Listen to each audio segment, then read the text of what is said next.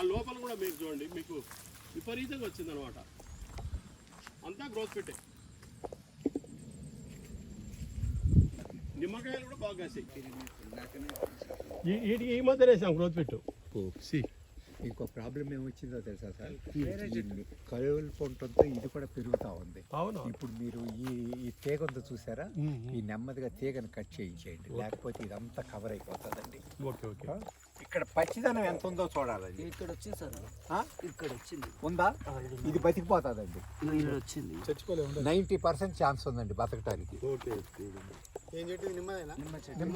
అరే ఇక్కడ వచ్చింది, అది ఉంది కదా, అంటే ప్రాణం ఉంది. అంటే స్లోగా అయిపోతుంది. సరిసరిగా ఇక్కడ కూడా వస్తుంది. అదే భూమి పచ్చిగా ఉంటుంది కదా, భూమి పచ్చిగా ఉన్నా మొదల ప్రాణం ఉంటే దీనికి ఒక 250 ml పోయిందండి. ఇప్పుడు చూసారా, ఇది ఇలా ఎండు పుల్ల వస్తుంది అన్నమాట. So that is the sound వస్తుంది చూడండి. ఇది స్టేజ్, ఈ టక్క సౌండ్ రాకుండా ఇది డిఫరెన్స్ చూడండి. ఇది రాదు, అది వస్తే సెకండ్ స్టేజ్ నెమిటోడ్.